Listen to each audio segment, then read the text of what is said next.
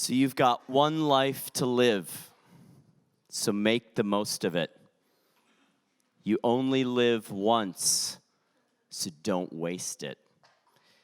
You've only got one shot at it, so make it count. YOLO. That's you only live once for some of you. But I know this, if you don't live by the motto YOLO, you're going to be suffering from a lot of FOMO. Fear of missing out for some of you. Now, how do you live your life? Don't you want to make sure that you've seized every opportunity, that you get the right job, marry the right person, have the best adventures, and tick off everything on your bucket list? I mean, wouldn't your parents want this for you? Wouldn't Jesus want this for you? After all, you only have one life to live. Well, let's look at what Jesus says. In Philippians chapter 2, Jesus says this, I want you to have the same attitude as I have. So do what I do, Jesus says. Jesus, who being in very nature God, did not consider equality with God something to be held on to, but he made himself nothing. And being found in human appearance, he became like us.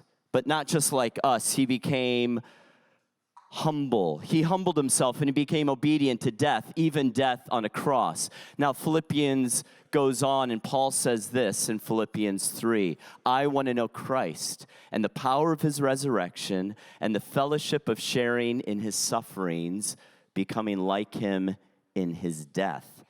And so somehow to attain from the resurrection of the dead. You see, Jesus' motto was not, I've got one life to live. His motto, I've got one life to give.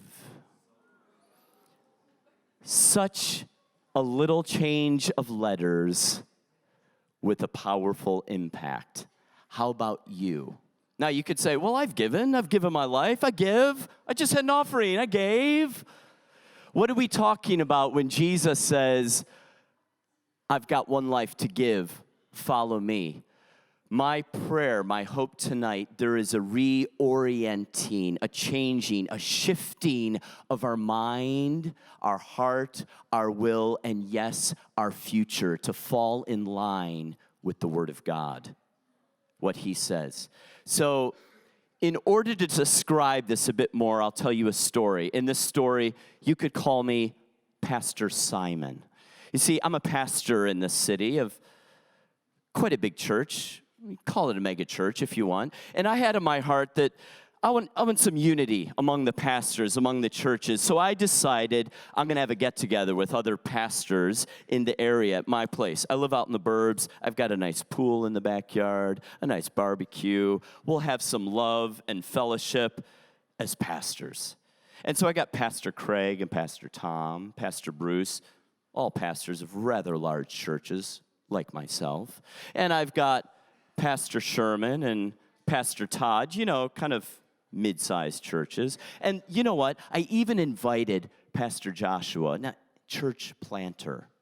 He goes around with a bit of a ragtag group of people. Anyway, pretty nice that I am. I invited Pastor Joshua. So we're there in my backyard. You got some pastors in the pool playing volleyball. You got some on a chaise lounge. You got some with me by the barbecue.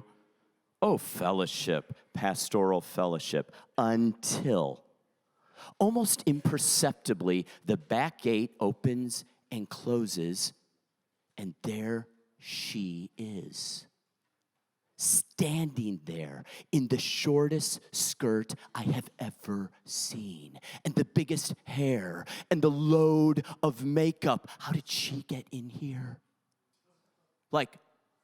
I recognized her. I mean, she was that one that was on the street often. Oh, the guys in the pool stopped playing volleyball. They recognized this one. She was that one on the street. I quickly looked over at my wife. Her jaw dropped. Now, a bit of a holy anger began to rise within me because this was a holy gathering of brothers. The pastors in the community. This was a holy backyard. How dare... Before I could say anything, she's into my yard, walking right up to the pool to Pastor Joshua, laying on the chaise lounge with his sunnies on. Well, she stands at his feet. He pulls his glasses down and looks. And do you know what he does? Smiles. Her eyes begin to fill with tears, and they start coming down her face. To make matters worse, she bends down and begins to wipe his feet with her big hair. Now, the rest of us were frozen in our tracks because what do we do? What do we do? What do we do? And then, even worse, she starts kissing his feet. So Joshua, or shall I say Pastor Joshua, you obviously know this woman. Who invited him here? He's sitting on the chaise lounge, loving it. She's kissing all over his feet. Then she takes out this flask of perfume, dumps it on his feet. It hits my pool deck. The whole backyard fills with perfume. Pastor Joshua, almost like he could read my mind, he cuts the tension with a knife. Says, "Hey, Pastor Simon, you pay taxes?" What are we talking about, taxes? Of course I pay taxes. I'm a pastor. Okay, so let's say you owed the government $100,000. Pastor Craig here owed $1,000. And the government said, we're going to forgive both of your debts. Which one of you would be more grateful? And I said, well, okay, 100,000, yeah, I would be. Exactly. Pastor Joshua continued, do you know what, Pastor Simon? When I came into your house, you didn't even shake my hand. You didn't offer me a drink. You didn't even give me any food. You hardly talked to me. I'm sitting on the chaise lounge. You know what? This woman, when she came in, she has not stopped kissing my feet, pouring perfume on them. Do you know what? This woman loves me a lot because she's been forgiven a lot. How about you, Pastor Simon? And I stood there with the holy anger boiling. So this guy is actually saying, I forgive you? How dare he? If you want the full story, check out Luke 7 sometime. You see, here's the truth. We worship what we believe, don't we? The truth is, you give your worship to that which you believe is God. In that story, who really is God? Pastor Simon. Okay, not the only God, but I'm a bit like God. I'm pretty holy, aren't I? Right? Do we have this way of giving our worship to God, but then giving our worship to him and her and me? Our first place of giving, you know, you've got one life to give. It's in worship. And I'm not just talking about the Sunday or the Friday night meeting or the quiet time or the song or that dance, but I'm talking about the worship modeled to us from scriptures, the worship that Jesus loved. It was the extravagant, over the top. I'll bring you more than a song kind of worship. For what was her worship? It was a sacrifice. She walked into the den of lions of pastors or Pharisees, didn't she? Lost whatever reputation she could cling to, she lost even more. Looked ridiculous, if you will, crying, looked weak and fragile, but somehow she didn't care because she had her Jesus in her sights. What could you give? Is he worth it? Is he worth it? Or do you have one life to live?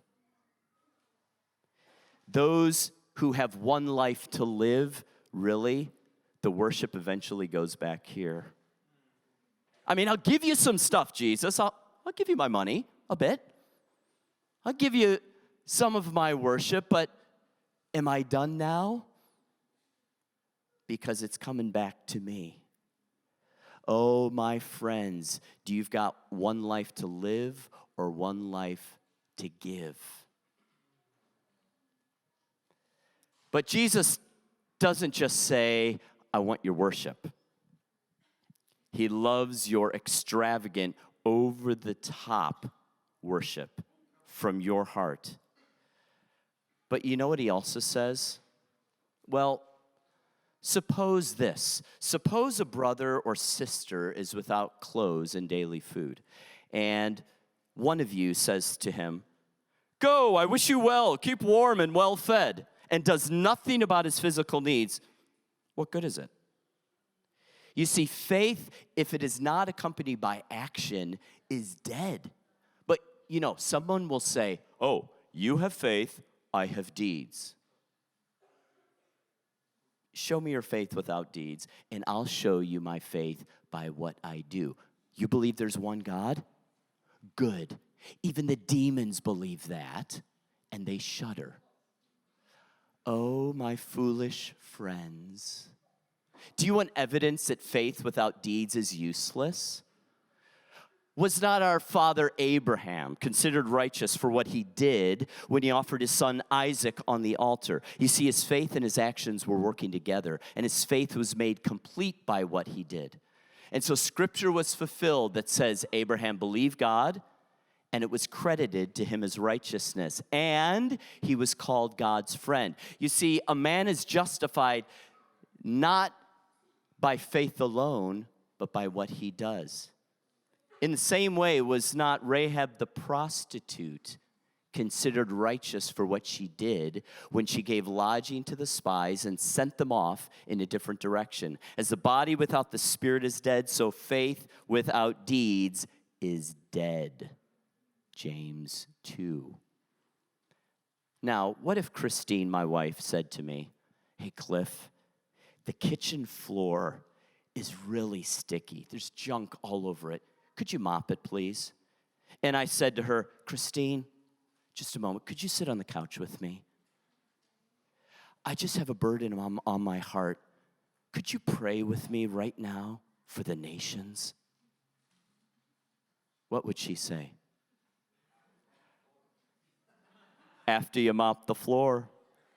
I'm talking about the floor. What if my daughter Avery says, "Hey, Dad, I want to hang out with my friends. Could I have $10, please? I just want to hang out with my friends." And I say, "Avery, I'll give you something even better than $10. Come here. Come here.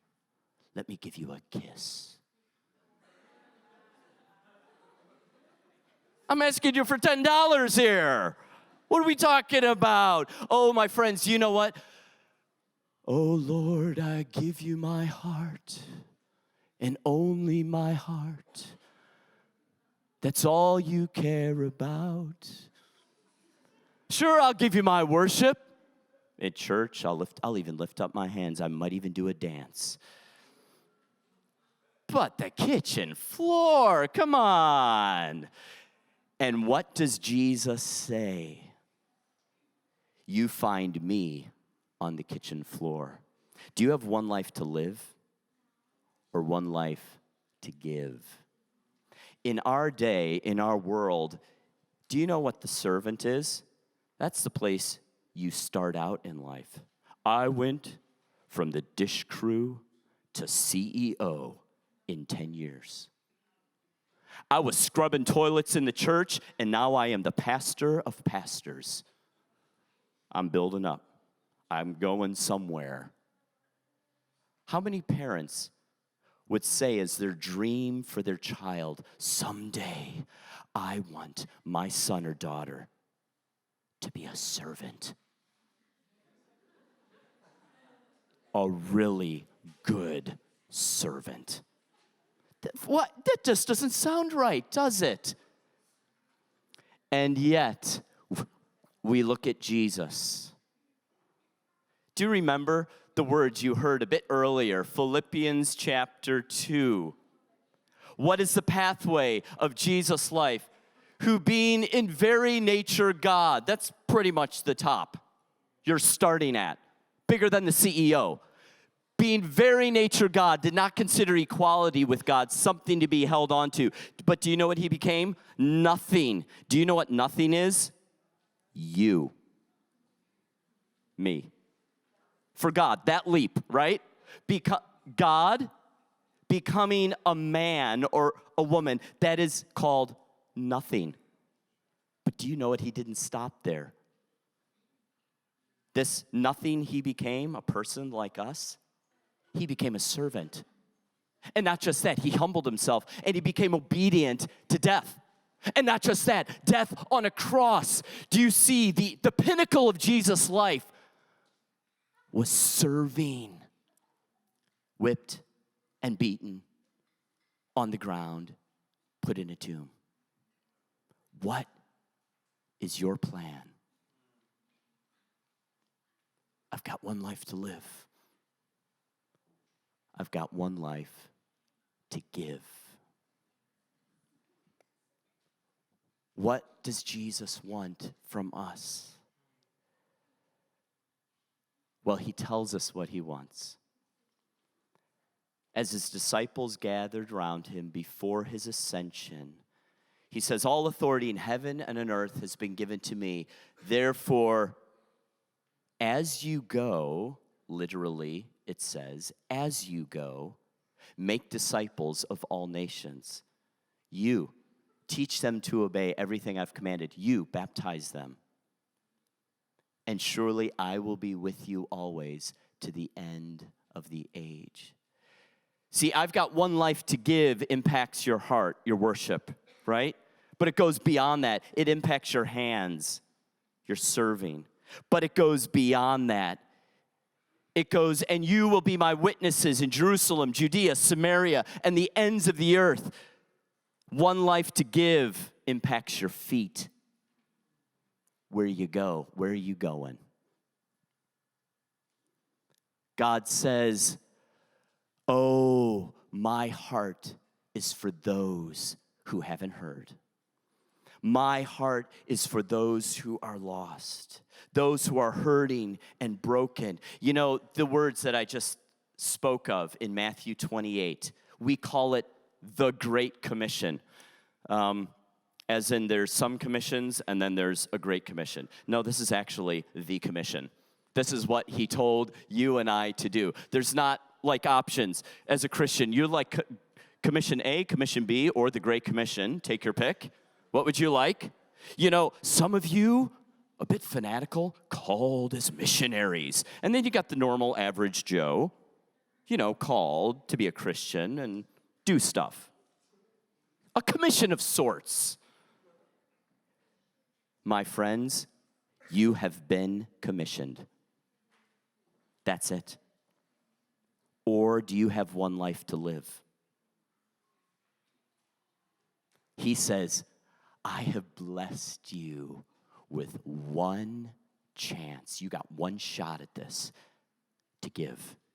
I have blessed you with your personality, your gender, your time in history, your age right now to give. You follow Jesus in this. Well, if it's not clear yet, Jesus says this in Mark 8. Then calling the crowd to join his disciples, he said, if any of you wants to be my followers, you must give up your own way. This, I've got one life to live. I got to live it. You must give up your own way. Take up your cross and follow me. If you try to hang on to your life, you will lose it. But if you give up your life for my sake and for the sake of the good news, you will save it.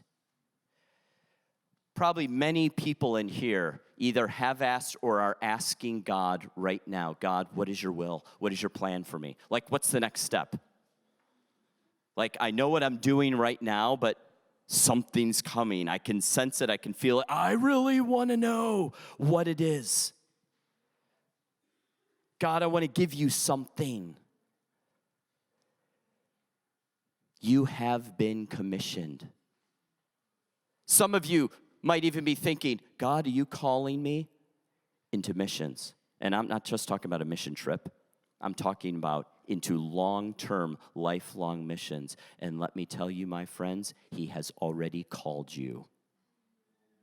Already called.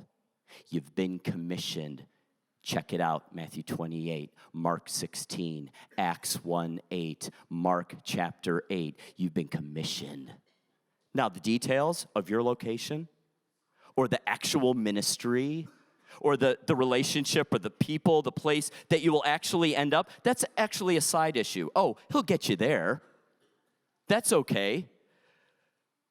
But what he's saying is, will you hang on to your life or your ways and the actual job or the relationship or the place you go, the occupation, is the major issue in your life? And then, well, yeah, I'll be nice to people and tell people about Jesus along the way.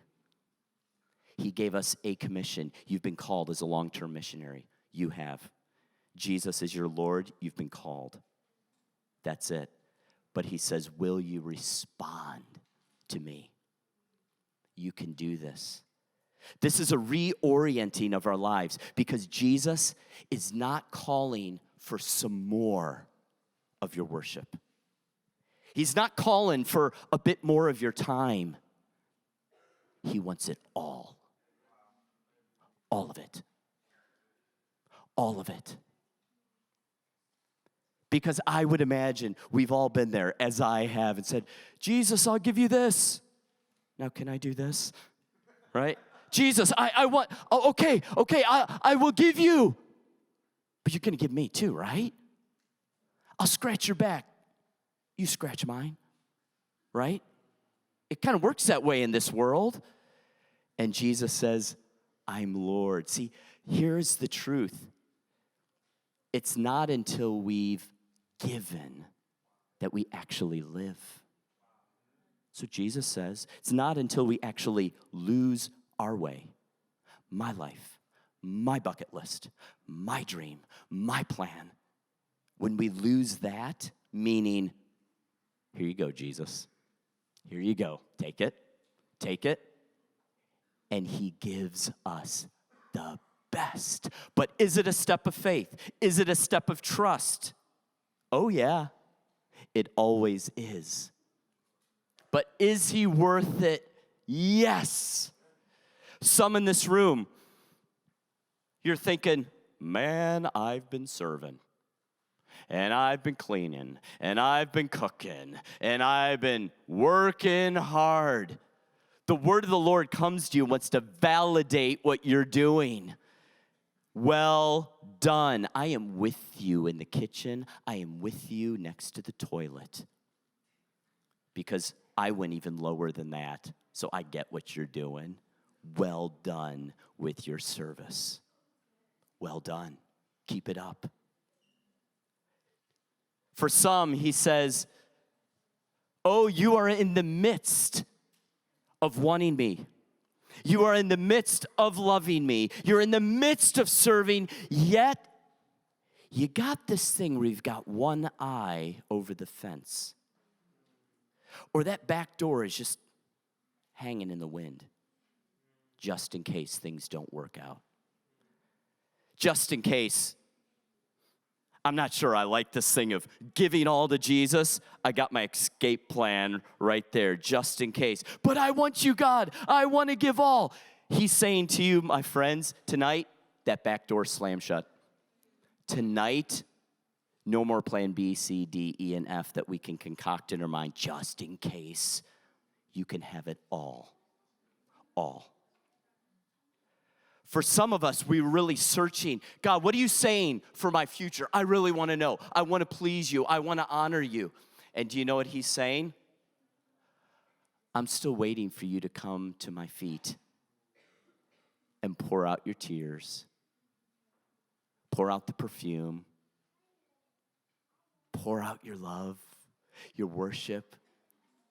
That's what I'm longing for. Oh, yeah, the future thing, where you're going to go. That's the easy stuff.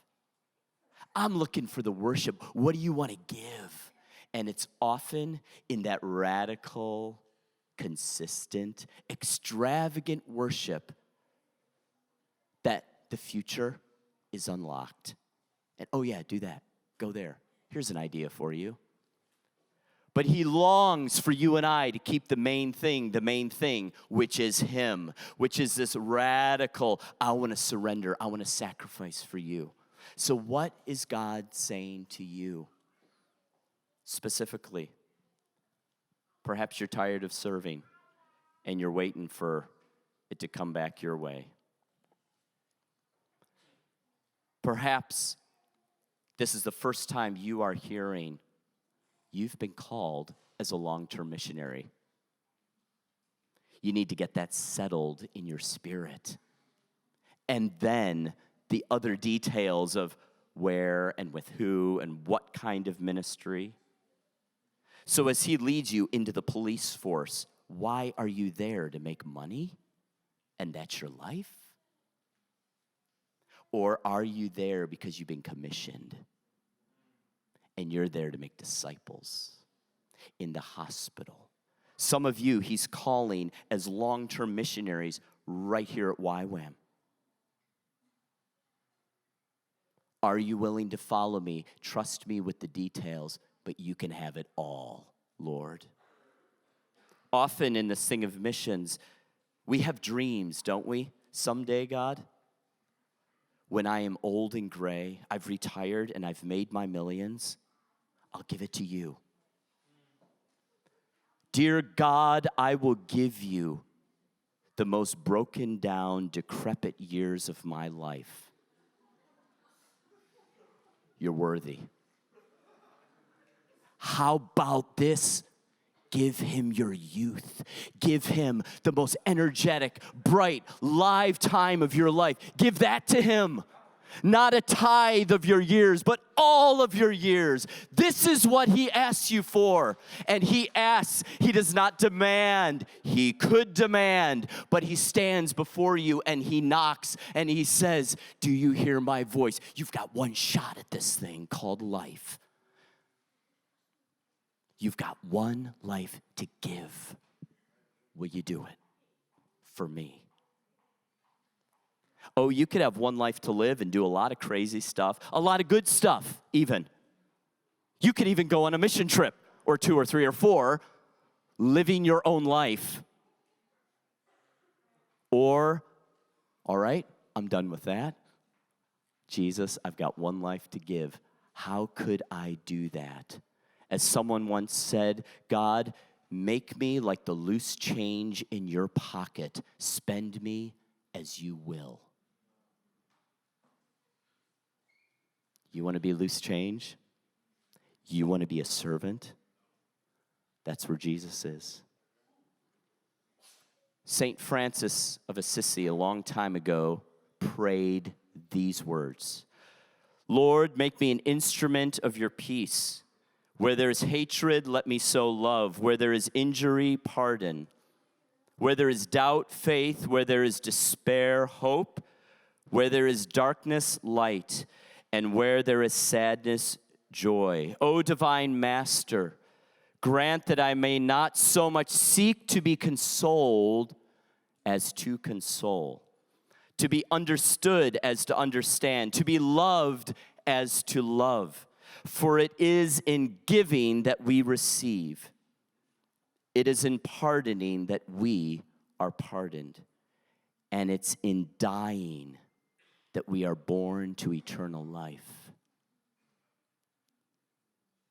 Choose to lose myself for him, to gain everything. Would you lay down your plans? Would you lay down this thing within you of like, when's someone gonna serve me? Would you lay that down at his feet? Would you lay down the regifting of your worship? He wants a fresh sacrifice. And say, you can have it all, Lord. All. right? Because he's not asking for some or more. He says, all of it.